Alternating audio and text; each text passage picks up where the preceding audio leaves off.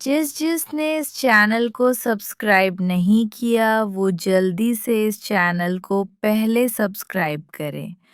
जैसे इस रोज़ शमाइला वाला सरप्राइज़ मिला था, वो मेरे लिए एक और मोर्चे का इंतज़ाम करने वाली थी, लेकिन मैंने जानबूझकर उससे उसके हवाले से कोई सवाल नहीं किया। मैं ये भी अच्छी तरह से जानता था कि उसके मूर्छे में अच्छी खासी आग लगी हुई है, लेकिन वो कोई रास्ता ढूंढने में नाकाम थी। पूरा हफ्ता यूं ही निकल गया और फिर हफ्ते के रोज मैं गांव गया, तो जो पिछले हफ्ते फटेक अपने सर ली थी, उसको पूरा करने सबसे पहला दौरा अलीम भाई के घर का ही किया, क्योंकि उनका बच्चा छोटा था और उसको निपटाना बाकी बच्चों की निस्बत ज़रा आसान था। रात का खाना मैंने उनकी तरफ खाया। अगले रोज़ मैंने इस तरह बाकियों के घरों में भी चक्कर लगाया और बच्चों से उनकी पढ़ाई के हवाले से प्रोग्रेस ली।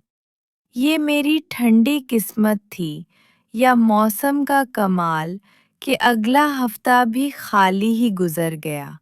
उस हफ्ते की शाम नजमा बाजी ने मुझे रात के खाने पर अपने घर बुलाया हुआ था।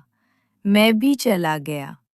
खाना खाने के बाद जब मैंने वापस जाने की बात की, तो उन्होंने मुझे रोक लिया, क्योंकि एक तो रात के 9 बज चुके थे और दूसरा सर्दियों के दिन थे, और गो के दिन में इतनी सर्दी नहीं होती थी, लेकिन रात के वक्त गांव होने की वजह से धुंध हो जाया करती थी। ऐसा मौसम इस इलाके में चोरी डाके के लिए बेहतरीन माना जाता था। मेरे पास मोटरसाइकिल और मोबाइल दोनों ही बहुत महंगे थे और मैंने खुद ही रिस्क ना लेने का फैसला किया। वैसे भी था, तो जाकर सोना ही चाहे, यहाँ सो जाता या वहाँ सो जाता। नजमा बाजी का घर एक डबल स्टोरी घर था। उस गांव और उस खानदान में नजमा बाजी के शौहर काफ़ी खाते पीते लगते थे, क्योंकि उनकी अपनी ज़मीन भी थी। कुरियाने का ठीक ठाक कारोबार भी था। ज़मीन उन्होंने ठेके पर दे रखी थी। पिछली बार जब मैं उनके घर आया था, तो उनके शौहर से मुलाकात हुई थी और वो भी काफ़ी मुहज़्ज़ब किस्म के इंसान लगते थे, लेकिन उस बार घर पर नहीं थे और नजमा बाजी ने बताया था कि वो सामान खरीदने कराची गए हुए थे। वो महीने में एक दो बार सामान खरीदने कराची जाया करते थे और बच्चों को घर पर अकेला छोड़ने में उनको परेशानी नहीं थी, क्योंकि गांव का ये हिस्सा काफ़ी महफूज समझा जाता था, क्योंकि इर्द गिर्द उनके ख़ानदान के ही घर थे और ये घर खासे मज़बूत और अच्छे डिज़ाइन में बने हुए थे, जिसकी वजह से सिक्योरिटी का मसला ज़्यादा नहीं था।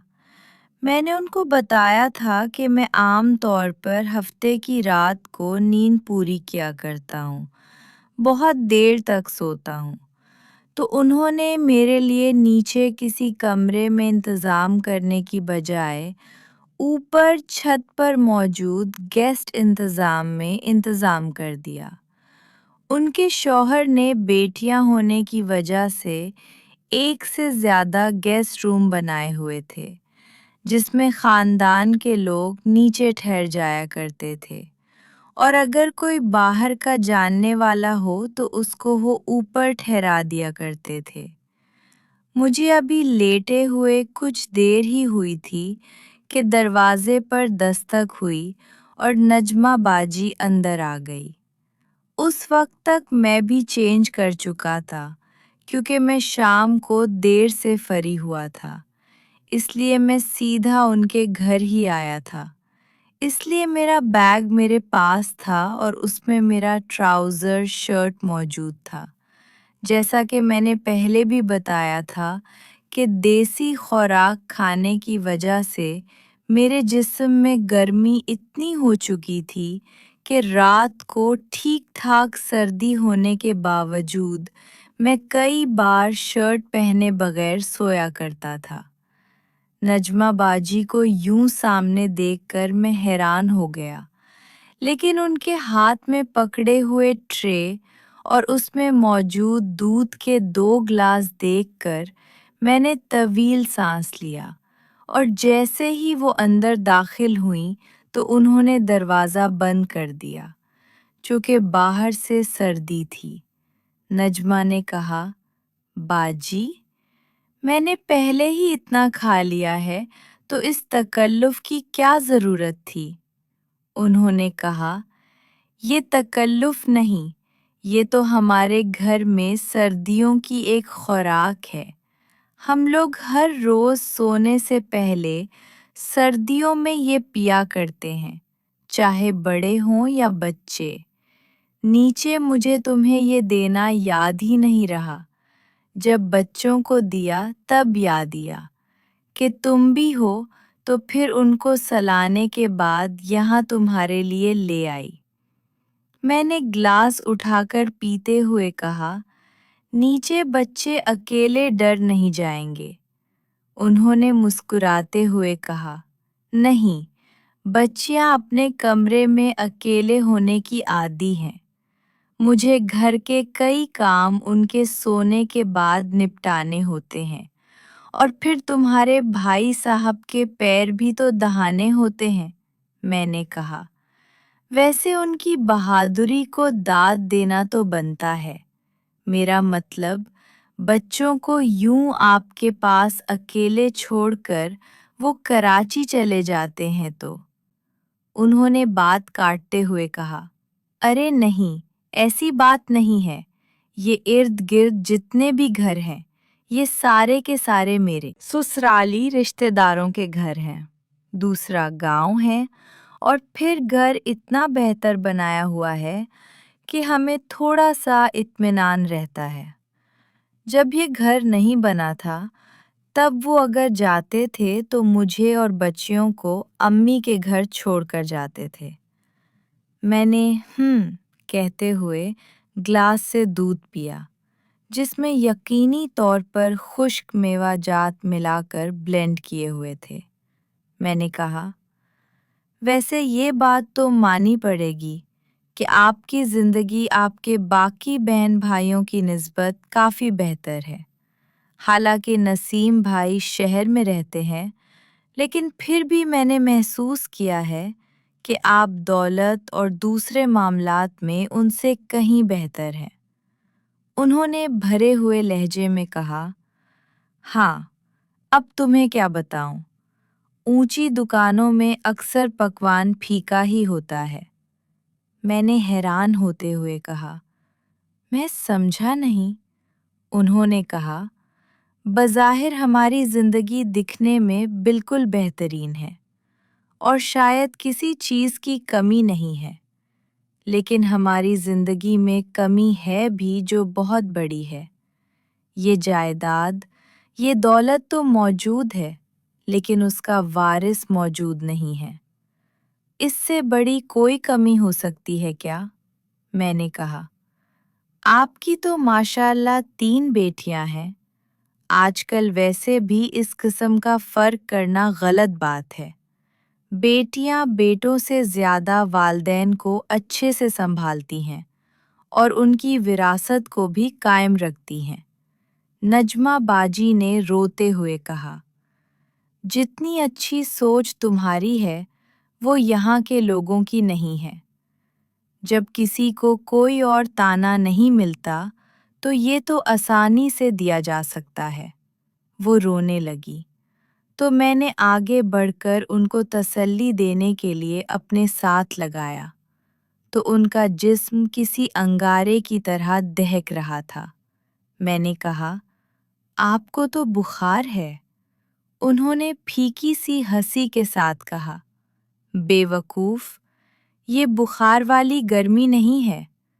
یہ کہتے ہوئے ان کا ہاتھ ہلکا سا نیچے ہوا और शायद गैर इरादी तौर पर उनका हाथ फौजी से टकरा गया। एक तो उनके घर में ऊपर से उनका वहां लगा हुआ हाथ, इससे बढ़कर और कोई मौका नहीं हो सकता था। और जैसे ही नजमा बाजी को एहसास हुआ तो उन्होंने भी महसूस करते ही हाथ पीछे उठाते हुए चौंकते हुए कहा, हाय, मैं मर गई। मुझे भी हालात की संगीनी का एहसास हुआ तो मैं उनके कंधे से हाथ उठाते हुए हल्का सा पीछे की तरफ हुआ। लेकिन मुझे ये मालूम नहीं हुआ कि मेरे इस तरह पीछे होने से मेरी हालत उन पर वाज़ेह हो गई। मैं तो शर्मा गया। ऐसा नहीं था कि उनकी उम्र की वजह से मुझे शर्म आई थी, क्योंकि मैंने उनसे बड़ी उम्र की नूरा माचन से भी मुलाकात की थी। पर उनमें और नूरा माचन में फ़र्क था। वो मेरी कज़न थी। हम दोनों को ही शर्म आ रही थी, इसलिए उन्होंने उठकर जाने की और मैं भी बिस्तर पर लेट गया। लेकिन मुझे अब सुकून नहीं मिल रहा था।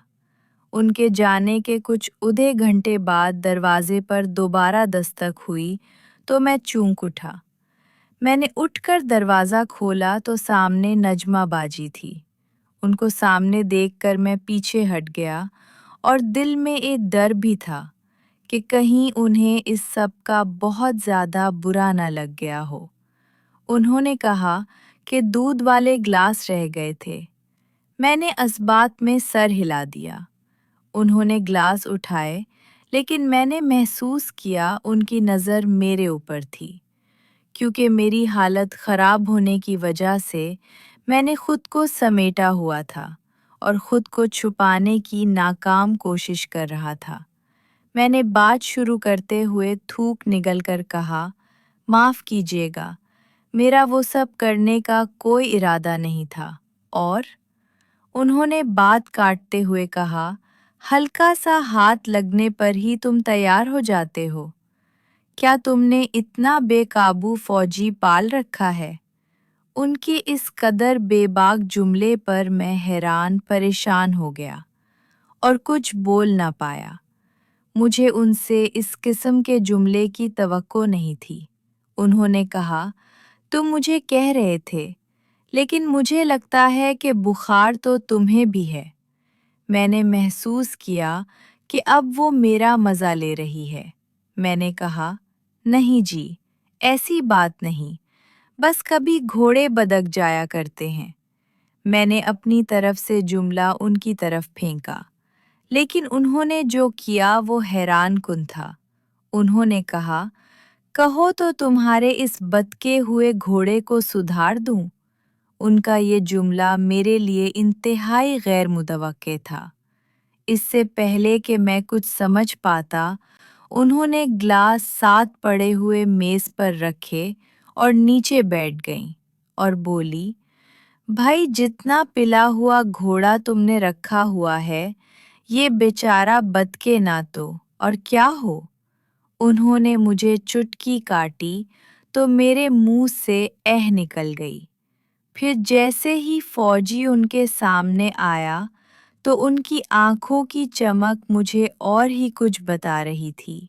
मैं शर्म महसूस कर रहा था, क्योंकि बहरहाल वो मेरी कज़न थी।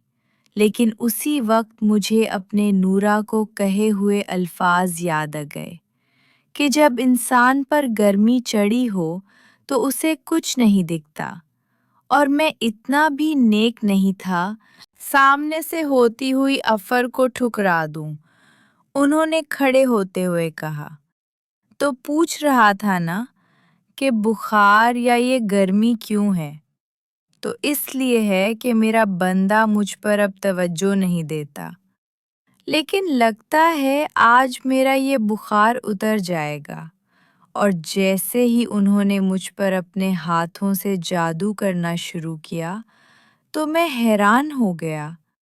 शरीफ सी दिखने वाली ये औरत ऐसी भी हो सकती है? मैंने कभी सोचा नहीं था। मज़े की बात ये थी कि नजमा बाजी अब तैयार होकर आई थी। نجمہ باجی کچھ خاص خوبصورت خاتون نہیں تھی۔ 38 سال کی عمر میں وہ عام سی عورتوں کی طرح تھی، لیکن مجھے ان کی خوبصورتی کا کیا کرنا تھا؟ میرے لیے جو چیز اہم تھی وہ یہ تھی کہ انہوں نے مجھے قبول کر لیا تھا۔ پھر وہ مجھ سے ناراض ہو کر بیٹھ گئی اور میں ان کو منانے لگا، لیکن اس دوران وہ فانن بولنے لگی۔ میں نے محسوس کر لیا کہ نجمہ کو اس طرح کی گفتگو کی عادت ہوگی۔ میرا تجربہ صرف 2 لوگوں کے ساتھ تھا، جن میں نورا تھی جس نے کوئی بات نہیں کی تھی، اور دوسری شمائلہ تھی جس نے بھی کچھ خاص باتیں نہیں کی تھی۔ میں سمجھ چکا تھا کہ میں کچھ نیا سیکھنے والا ہوں۔ اسی سوچ کے ساتھ میں نے نجمہ باجی کی ناراضگی دور کرنا شروع کی۔ نجمہ پنجابی میں کچھ بول رہی تھی، لیکن میں اس کی باتوں پر دھیان نہیں دے رہا تھا۔ اس کا منہ دوسری طرف تھا اور وہ مجھ سے ناراض تھی، اور میں اس کو منا رہا تھا، اور میں کافی دیر تک ان کو مناتا رہا، اور جیسے ہی وہ مجھ سے خوش ہو گئی تو انہوں نے اپنا منہ میری طرف کیا اور مسکرا کر بولے، لگتا ہے تم نے منانے کا سارا کوٹا آج ہی پورا کر دیا۔ میں نے ان کی بات کا جواب نہیں دیا اور خود کو ٹھیک کرنے لگا۔ میں نے سوچا نہیں تھا کہ مجھے یہاں آ کر اتنی خوشی ملے گی۔ نجمہ باجی بولی، سوچا تو میں نے بھی نہیں تھا کہ اپنے سے ادھی عمر کے لڑکے سے یوں ملاقات کروں گی، لیکن جو قسمت میں لکھا تھا وہ تو ہو گیا۔ میں اپنے خاص دنوں سے ایک دن پہلے ہی فری ہوئی تھی۔